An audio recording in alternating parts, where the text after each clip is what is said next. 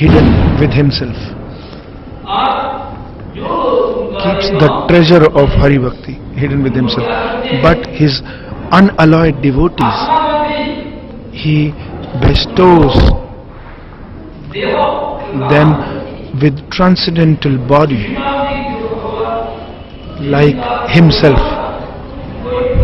So such merciful Lord, whose mercy is immeasurable, should come and save me.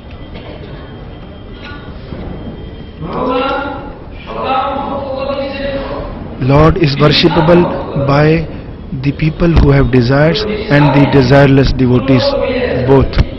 But those who are desireless, he will never give dharmarth kam moksha to them.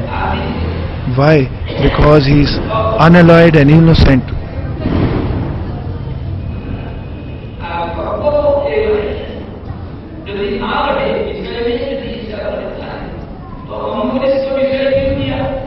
Why it was Ambarish given sense objects?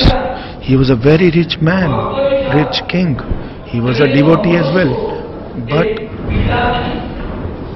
he never suffered because of sense objects. He knew all the sense objects are perishable. Even he had so much of opulence which never became any less.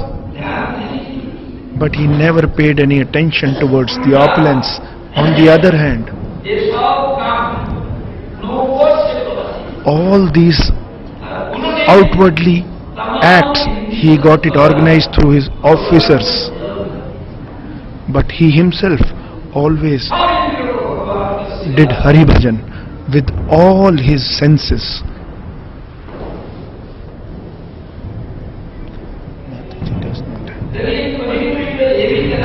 But sometimes it is seen that Lord gives devotees some sense objects, just as Dhruv was given, Prahlad was given, even if they did not desire it. But their desire for the sense, but the sufferings because of the sense objects, he did not give those sufferings. They did not get attached to the sense objects. Just as you get butter from yogurt, but when you get butter, but otherwise can you see butter inside yogurt? Why did you have to churn it? And the butter is very dense. Lassi is dense or butter is dense. The butter floats over the lassi. Why? Because of its density. Therefore, apparently it seems they are enjoying sensual objects, but sense objects, the effects of sense objects does not even touch them.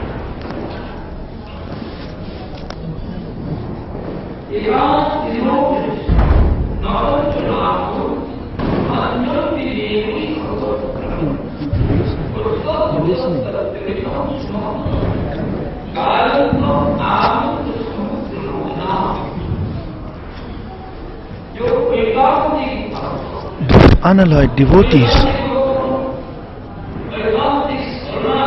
those unalloyed surrendered devotees,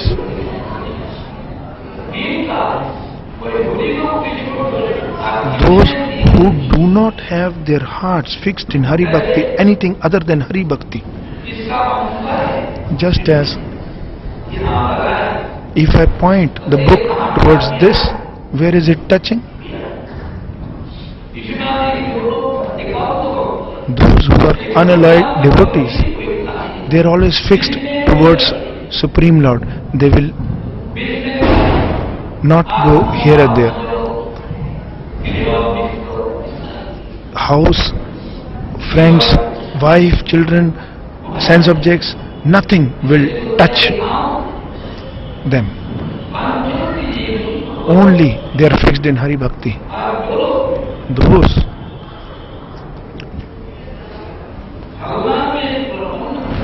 who are surrendered to Supreme Lord.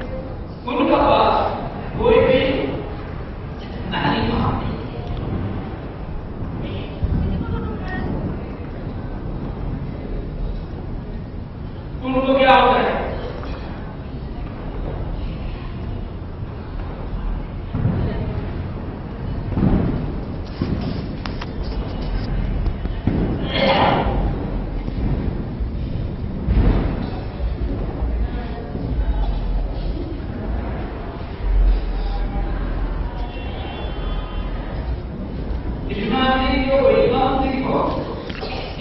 Those unalloyed devotees, how can an animal like me attain the nature, the behavior of such an unalloyed devotees? Such unalloyed devotees.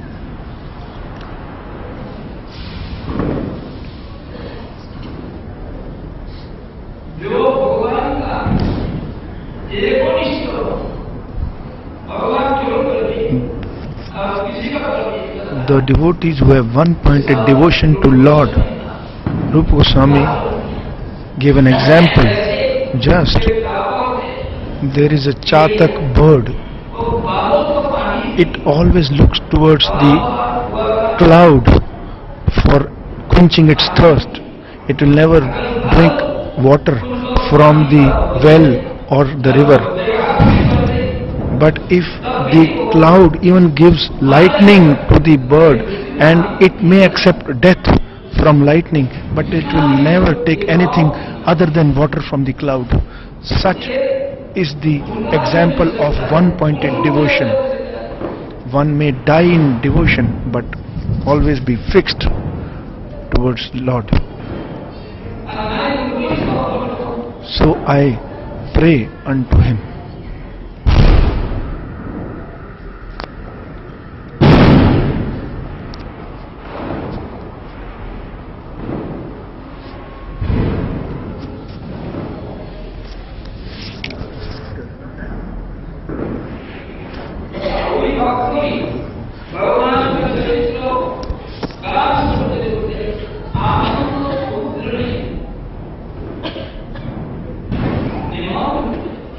So the devotees, while singing the glories of Lord,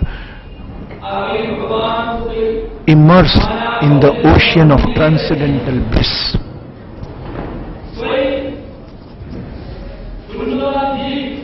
If someone with good deeds, someone with past good deeds,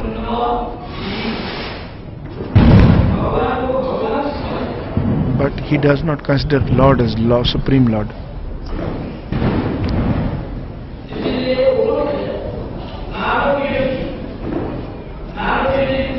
But they are hellish and living entities.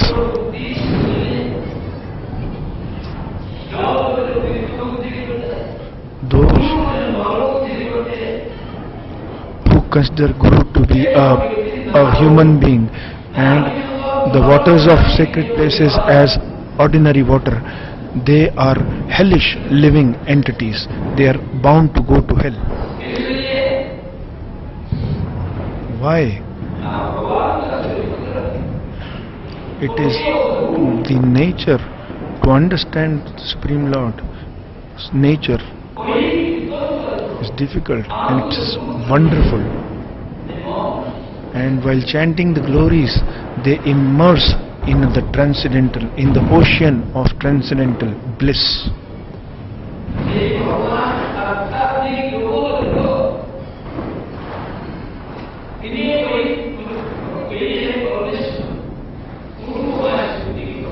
So I worship that Supreme Lord who has these qualities.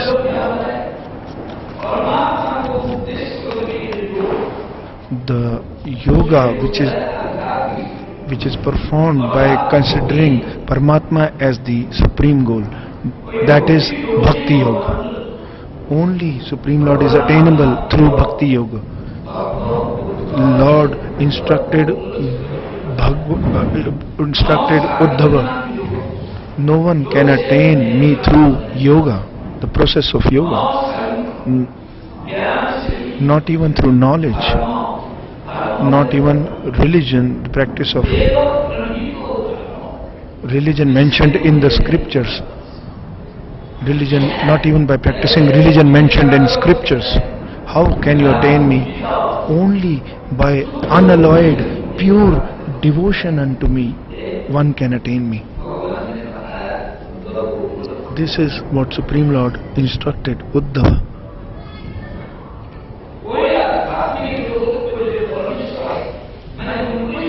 So that Parameshwar I pray unto. On the other hand, I am only attainable to my devotees through the process of devotional service, bhakti. Very subtle, atomic form, unattainable through the senses. No one can understand Supreme Lord through the sensual knowledge. Then how can one know Supreme Lord if you cannot know Him through senses? You cannot see through eyes, you cannot hear from ears, you cannot smell through nose, you cannot touch Him through your skin, you cannot eat prasad from His tongue. So if He is unattainable through senses, then how can we get Him, attain Him?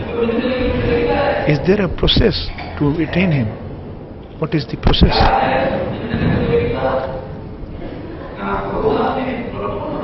By surrendering oneself to Supreme Lord. Lord is enlightened in His heart.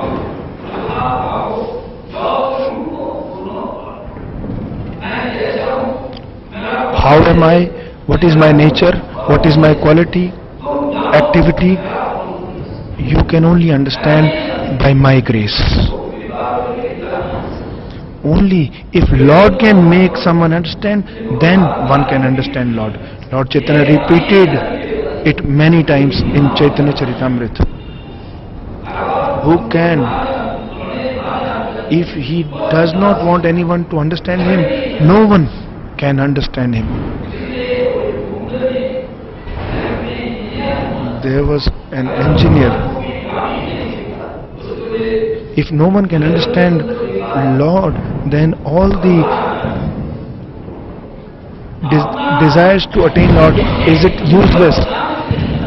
Yes, you can know Lord, not through your senses, but only if you surrender to Supreme Lord.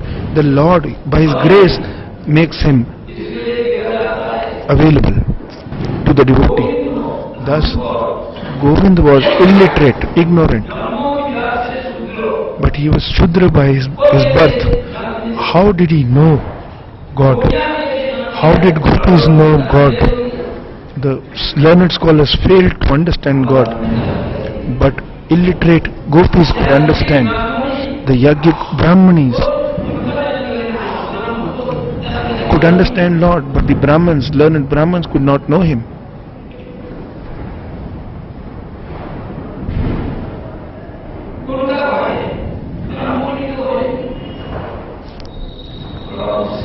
Very difficult to understand.